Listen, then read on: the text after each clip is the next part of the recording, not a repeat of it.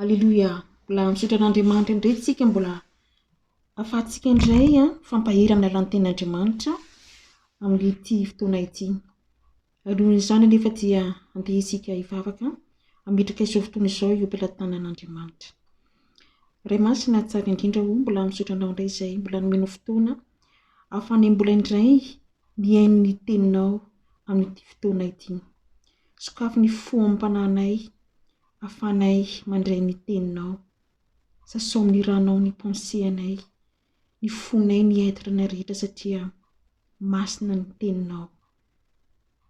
Fitaovana fotsiny ihany io am-pelatananao aho, fanahy masina inonoka hiasa amin'ny alalan'ny teninao, ka tsy very maina fonina ny teninao raha tsy efa tondra vokatra izany teninao izany. Misaotra Kristy Jesosy. Amen. Androany isika dia hijery ny amin'ny hoe ny famonjena izay nataony Jesosy Kristy Tompo, ny asa-panavodana, ny asa-pisoronana izay nataony Jesosy teo amin'ny asam-pijaliana ihany no ahafahantsika indray mihavana amin'Andriamanitra iray. Raha namorona izao tontolo izao Andriamanitra, izay rehetra nataony dia hitany fa tsara avokoa. Raha ny tenin'Andriamanitra nanao hoe andeha isika hamorona olombelona tahaka ny endritsika, dia namorona any Adama sy Eva izy. Raha jerentsika ny tantara tany amin'ny testameta taloha, tamin'ny voalohany dia niarahantsangatsangana tamin'Andriamanitra tao amin'ny sahy-edena Adama sy Eva. Nisy ny fifanakalozana, nisy ny fifampiresahana, ny fandray tanteraka tamin'Andriamanitra izy ireo. Nanana fahasahiana ihany koa niseho teo anatrehan'Andriamanitra ireo toy ny ray sy ny zanaka izany. An'Andriamanitra, ray an'Andriamanitra nefa dia izao, nametraka fepetra Andriamanitra toy ny fitehizana zanaka ao an-trano. Misy ny ordre didy napetrak'Andriamanitra izay mila fangatoavana ny teniny. Raha jerentsika ny tenin'Andriamanitra ao amin'ny Genesis 2:1 ka hatramin'ny 5:20, ny tazomitsika fotsiny dia ilay didy nomen'Andriamanitra any Adama sy Eva. Ny tenin'Andriamanitra manao hoe ny hazo rehetra eo amin'ny saha dia azonareo hinanana ihany, fa ny hazo fahalalana ny tsara sy ny ratsy dia aza hinanana fa amin'ny andro izay hinananao azy dia ho faty tokoa ianao. Fantatritsika tsara ny tantara fa tsy nankatoy ny didin'Andriamanitra Adama sy Eva. Noho izany dia vokatry ny ota, tsy fankatoavana an'Andriamanitra sy ny teniny dia norohan'Andriamanitra tao amin'ny sahy-edena Adama sy Eva. Izay no nidiran'ny ota avy tamin'ny olona iray Adama ho amin'izao tontolo izao, ary ny ota no nidiran'ny fahafatesana. Volasan'ny tenin'Andriamanitra manao hoe fahafatesana ny tambon'ny ota, ary ny fanahy izay manota no faty. Tadidio fa nandova ota isika olombelona. Vokatr'izany ota izany dia tafasaraka tanteraka tamin'Andriamanitra Adama sy Eva rehefa niroahana niala tao amin'ny sahy-edena. Misy tambiny fahotana, voaozona, ozona ny vokatry ny fahotana teo ambany lalàna. Arak'izay voasoratra ao amin'ny Genesis 2:4-7 izany tenin'Andriamanitra izany. Misy hevitra nampisaraka ny olombelona tamin'Andriamanitra ray rehefa nanota ny zanak'olombelona. Tsy afaka nifandretsiny tamin'Andriamanitra indray ny olombelona vokatry ny fahotana izay nataony Adama sy Eva. Araka voasoratra ny tenin'Andriamanitra ao amin'ny Isaia 7:15, ndeha jerentsika ny tenin'Andriamanitra ka izay voasoratra ao amin'ny Isaia 7:15, 1-7, vakitsika amin'ny anaran'i Jesosy ny tenin'Andriamanitra izany. Indry ny tanan'i Jehovah tsy fofa mahavonjy, ary ny sofiny tsy lalon-dalovana fahamare. Fa ny helokareo no hevitra mampisaraka anareo amin'Andriamanitra reo, ary ny fahotanareo no mampiafina ny tavany aminareo ka dia tsy miaino izy. Misy hevitra zany mampisaraka antsika amin'Andriamanitra ary ny fahotantsika no mampiafina ny tavany ka dia tsy miaino izy. Tsy miaino Andriamanitra rehefa mbola titra anatin'ny fahotana ny zanak'olombelona. Hitan'i Jehovah fa be ny faharatsian'ny olona tambonin'ny tany ka ny fisainany avy amin'ny fony dia ratsy ihany mandritry ny andro. Andriamanitra ilay mpandinika ny vo sy ny fo mahita zany fa ny olombelona dia mbola ratsy ihany fisainan'ny olona, ratsy ihany ny ao am-pon'ny olona ka nahatonga an'Andriamanitra ny teny hoe tsy mba napaka mandrika hariva ao am-pon'ny olona ny fanahigo fa ny faniavany dia nofo ihany izy. Ilay Andriamanitra be famindram-po anefa, ilay Andriamanitra be fiantrana, be fitiavana, fantany fa mila famonjena ny olombelona rehetra. Tsy tian'Andriamanitra itsika ho faty ao anatin'ny fahotantsika. Izay no nanomezan'Andriamanitra an Jesosy zanany, nivoaka avy tamin'Andriamanitra, tonga nofo tetỳ an-tany, naka endrika olombelona, hitondra famonjena ho an'ny olombelona rehetra tsy hakanavaka. Haleloia.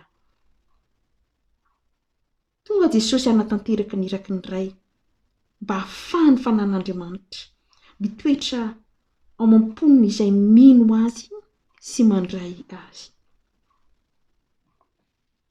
Tonga Jesosy Kristy tonga tamin'ny alalan'ny fahasoavana, grasy sy fahamarinana.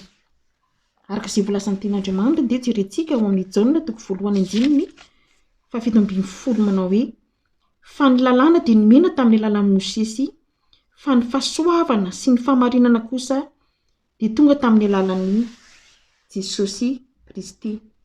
Dia mbola toizantsika ihany ny jerentsika ny ten'Andriamanitra ao amin'ny Jaona 3:9-12 dia toizantsika amin'ny 7:12 izany ten'Andriamanitra izany. Vakitsika amin'ny anaran'i Jesosy. Fa toy izao no nitiavan'Andriamanitra izao tontolo izao, nomeny ny zanany lahy tokana mba tsy ho very izay rehetra mino azy fa hanana fiainana mandrakizay.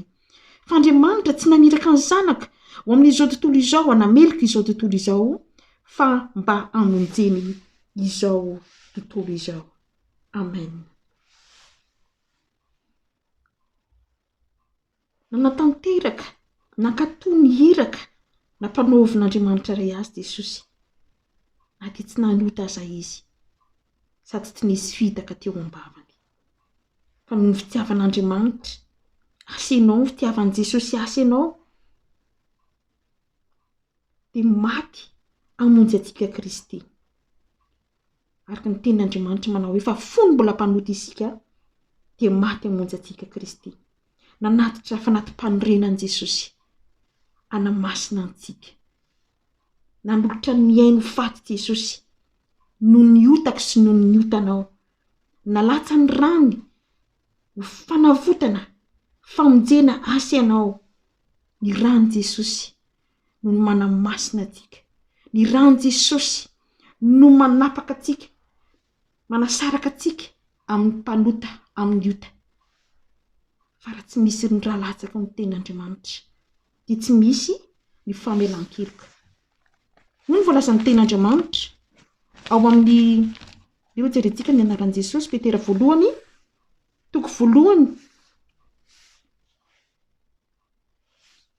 Petera 1:1 20 sy 7.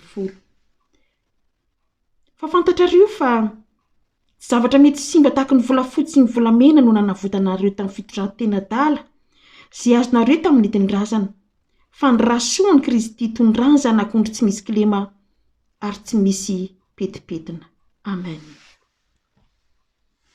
Noho izany dia ny fibebahana irery ihany no lakile ampiverina indray ny fifandraisantsika, ny fifanakalozantsika, ny fifampiresahantsika amin'Andriamanitra ray. Jesosy rahateo no mpanalalana antsika amin'Andriamanitra. Izaho Jesosy ny lalana sy fahamarinana ary fiainana. Tsy misy mankany amin'ny ray afa-tsy avy amin'ny lalako irery ihany. Amen. Araka ny famparako matetika, personnel entre anao sy Andriamanitra irery ihany ny fandraisana ny famonjena sy ny fibebahana. Tsy ny olona no hibebahantsika, tsy ny olona no mamela ny fahotantsika fa Andriamanitra irery ihany. Tsy maintsy miaona fasafasy eo amin'ny azo fijaliana ny olombelona tsirairay avy, mibebaka amin'ny fo marina, fampanota, miaiky fampanota. Tsy maintsy miaiky tsika fampanota. Amafisy ny ten'Andriamanitra izany teny izany, arak'izay voasoratra. Andeha ho jerentsika indray ao amin'ny Jaona voalohany, toko voalohany andininy fahasivy. Jaona voalohany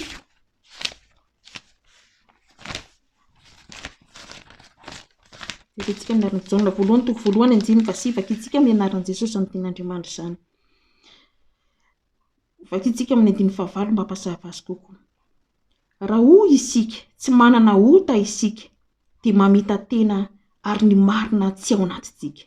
Fa raha miaiky ny faotantsika isika dia matoky sy marina izy ka mamela ny faotantsika sy manadio antsika ho afaka amin'ny ota sy ny tsy fahamarinana rehetra.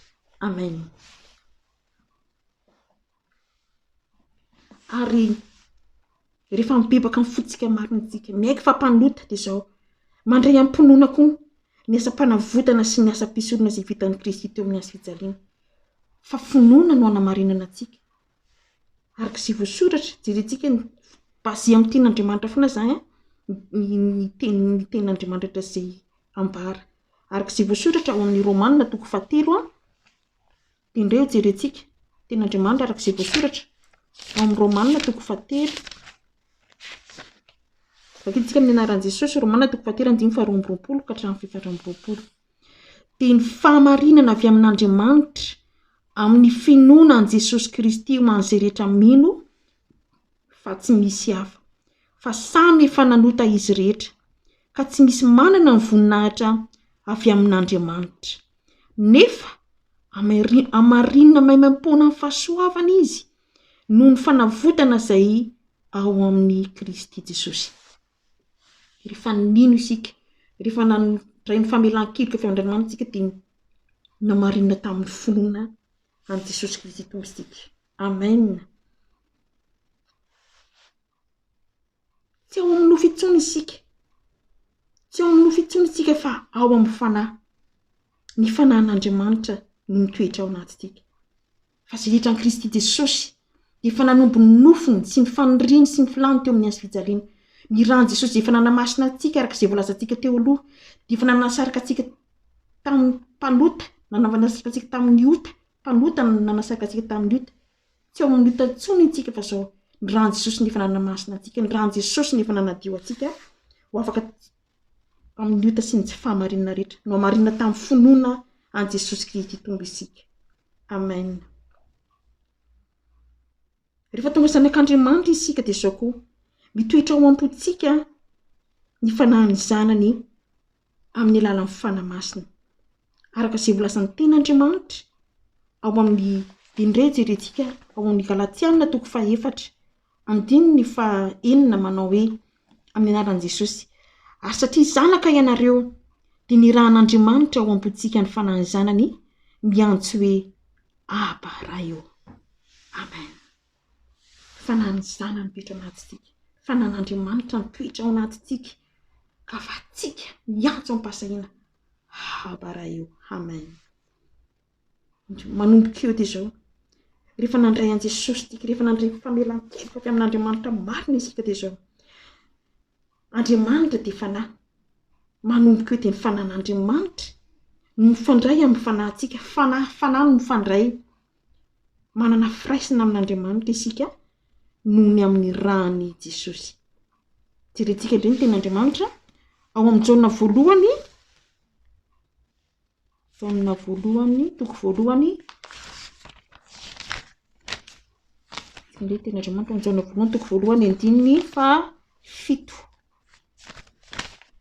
Jaona voalohany, toko voalohany andininy 7. Vakitsika amin'ny anaran'i Jesosy. Fa raha mandeha eo amin'ny mazava isika, mandeha mazava, mandeha tsy ao anatin'ny faotana, tsy tahaka ny eo amin'ny mazava dia manana firaisana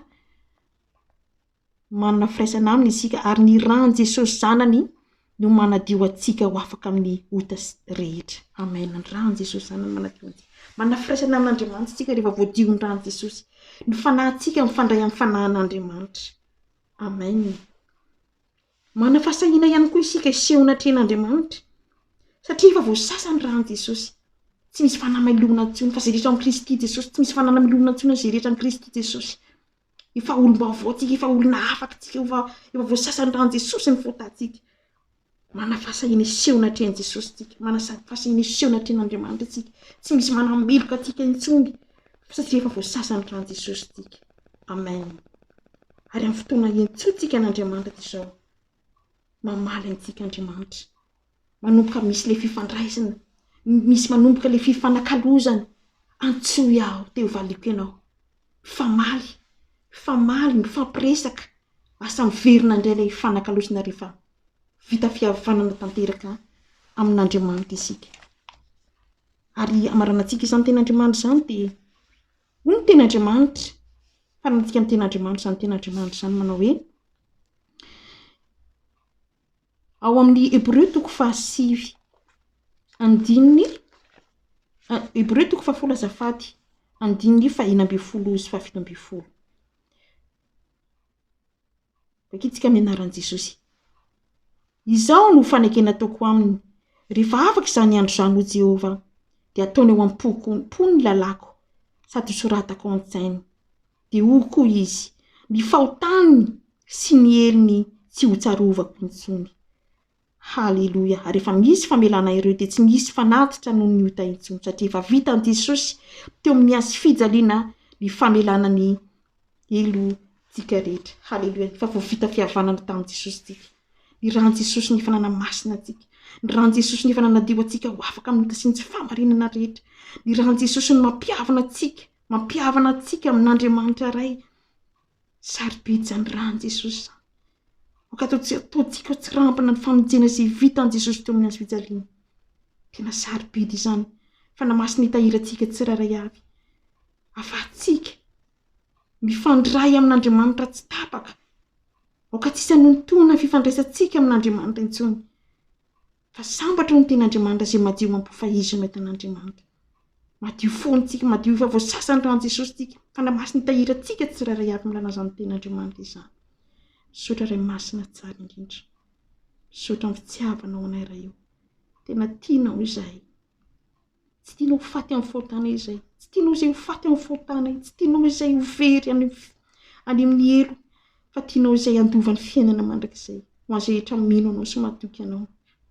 Misaotra Jesosy Tompo. Sarobidy aminay ny famonjena izay vitanao teo amin'ny azy fijaliana. Sarobidy loatra Jesosy io. Tirizo anao izay fanamasina. Haleluia. Misaotra Kristy Jesosy. Sarobidy aminay ny rano Jesosy. Sarobidy izany rano izay nalatsaka ao izany. Tsy voavidinay vola amin'ny kareny. Ny rano izay nalatsaka ao teo amin'ny Kalvary Jesosy. Ny famonjena izay vitanao. Tirizo hatramin'ny farany izay Jesosy io. Misaotra Kristy Jesosy. Misaotra fanamasina. Fa tsara ianao Andriamanitra. Lehibe loatra amin'ny fitiavanao Jesosy. Tena tianao izay. Ato tianao koa izay Jesosy. Tianao izay amin'ny fona rehetra, amin'ny fanahy rehetra. Misaotra Kristy Jesosy amin'ny herinay rehetra. Tianao izay Jesosy. Misaotra fanamasina manao. Nahatra ny eo anao ray izany ka fanamasina vohitra. Tompo manamasinana amin'ny fahamarinana. Fanitenao amin'ny fahamarinana. Misaotra Kristy Jesosy. Misaotra fanamasina manao. Haleluia. Amen.